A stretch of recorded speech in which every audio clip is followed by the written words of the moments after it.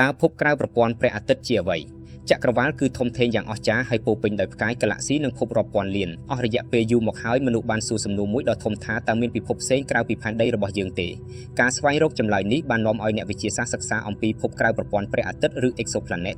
ភពក្រៅប្រព័ន្ធព្រះអាទិត្យគឺជាប្រធានបទដ៏សំខាន់មួយក្នុងវិទ្យាសាស្ត្រអវកាសសម័យទំនើបការរកឃើញភពទាំងនេះបានផ្លាស់ប្ដូរយ៉ាងខ្លាំងនូវការយល់ដឹងរបស់មនុស្សអំពីចក្រវាឡនិងអំពីទីកន្លែងរបស់យើងនៅក្នុងវា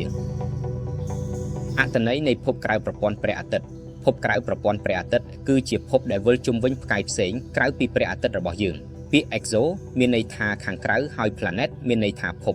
ដូច្នេះ exoplanet មានន័យថាភពនៅខាងក្រៅប្រព័ន្ធព្រះអាទិត្យភពដូចជា Earth Mars និង Jupiter គឺស្ថិតនៅក្នុងប្រព័ន្ធព្រះអាទិត្យរបស់យើងប៉ុន្តែភពដែលវិលជុំវិញផ្កាយផ្សេងៗនៅចក្រវាឡគេហៅថា exoplanetតើហេតុអ្វីបានជាវាសំខាន់ការសិក្សាអំពី exoplanet មានសារៈសំខាន់ខ្លាំងព្រោះវាអាចជួយឲ្យមនុស្សយល់អំពីការកកើតភពសិក្សាប្រព័ន្ធផ្កាយផ្សេងៗស្វែងរកភពដែលអាចមានជីវិតឆ្លើយសំណួរថាតើយើងនៅតែឯងក្នុងចក្រវាឡឬទេមនុស្សជាច្រើនសង្ឃឹមថានៅថ្ងៃណាមួយយើងអាចរកឃើញភពដែលមានទឹកខ្យល់និងលក្ខខណ្ឌស្រដៀងផែនដីប្រវត្តិនៃការរកឃើញ exoplanet មុនសតវត្សទី20មនុស្សគ្រាន់តែសន្មតថាប្រហែលមានភពនៅជុំវិញផ្កាយផ្សេងៗប៉ុន្តែมันមានភស្តុតាងច្បាស់លាស់ឡើយក្នុងឆ្នាំ1992អ្នកវិទ្យាសាស្ត្របានរកឃើញ exoplanet ជាលើកដំបូងការរកឃើញនេះគឺជាព្រឹត្តិការណ៍ដ៏សំខាន់មួយក្នុងប្រវត្តិសាស្ត្រវិទ្យាសាស្ត្របន្ទាប់មកបច្ចេកវិទ្យាកាន់តែទំនើបហើយអ្នកវិទ្យាសាស្ត្របានរកឃើញភពរាប់ពាន់សប្តាហ៍ថ្ងៃមាន exoplanet ដែលបានបញ្ជាក់ជាង 5000 តើ exoplanet មានប៉ុន្មានប្រភេទ exoplanet មានច្រើនប្រភេទខុសៗគ្នាតាមទំហំសីតុណ្ហភាពនិងសមាសធាតុ 1. ភពឧស្ម័នយក្សភពប្រភេទនេះស្រដៀង Jupiter និង Saturn វាមានទំហំធំហើយភាគច្រើនបង្កើតពីឧស្ម័នភពខ្លះនៅជិតផ្កាយខ្លាំងហើយមានសីតុណ្ហភាពក្តៅខ្លាំងគេហៅវាថា Hot Jupiter 2. ភពថ្មភពប្រភេទនេះមានផ្ទៃរឹងដូចជា Earth ឬ Mars វាជាប្រភេទដែលអ្នកវិទ្យាសាស្ត្រចាប់អារម្មណ៍ខ្លាំងព្រោះវាអាចមានជីវិត 3. Super Earth Super Earth គឺជាភពដែលធំជាងផែនដីប៉ុន្តែតូចជាង Neptune វាមិនមាននៅក្នុងប្រព័ន្ធព្រះអាទិត្យរបស់យើងទេ 4. ភពទឹកកកភពខ្លះស្ថិតឆ្ងាយពីផ្កាយខ្លាំងហើយត្រជាក់ខ្លាំងផ្ទៃរបស់វាអាចពោពេញដោយទឹកកកតើអ្នកវិទ្យាសាស្ត្ររកឃើញ exoplanet ដោយរបៀបណាការរកឃើញ exoplanet ពិបាកខ្លាំងព្រោះវាស្ថិតនៅឆ្ងាយណាស់ហើយពន្លឺផ្កាយម្ចាស់វាភ្លឺខ្លាំងជាងភពរាប់លានដងមួយវិធី transit នេះជាវិធីដែលគេប្រើច្រើនបំផុតពេលភពឆ្លងកាត់មុខផ្កាយពន្លឺផ្កាយនឹងថយចុះបន្តិចកាវយឺតអាចវាស់ការផ្លាស់ប្ដូរនេះហើយដឹងថាមានភព2វិធី radial velocity ភពមានទំនាញដែលអាចទាញផ្កាយឲ្យញ័របន្តិចអ្នកវិទ្យាសាស្ត្រវាស់ចលនានេះដើម្បីដឹងថាមានភពវិលជុំវិញ3ការថតរូបដោយផ្ទាល់នេះជាវិធីពិបាកបំផុតតែ James Webb Space Telescope អាចធ្វើបានសម្រាប់ភពខ្លះតើ exoplanet អាចមានជីវិតទេនេះគឺជាសំណួរដ៏ធំបំផុតមួយក្នុងវិទ្យាសាស្ត្រអ្នកវិទ្យាសាស្ត្រជឿថាភពខ្លះអាចមានលក្ខខណ្ឌសមរម្យសម្រាប់ជីវិត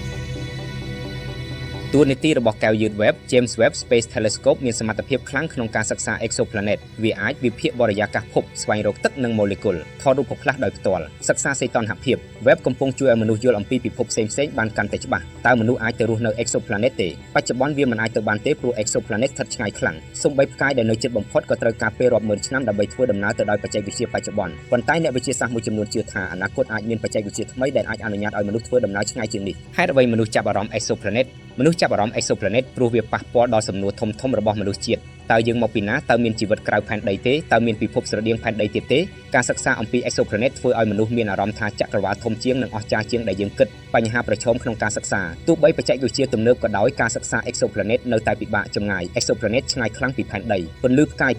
ខ្លាំងធ្វើឲ្យពិបាកមើលភពទិន្នន័យការវិភាគទិន្នន័យត្រូវការកុំព្យូទ័រនិងគណិតវិទ្យាខ្ពស់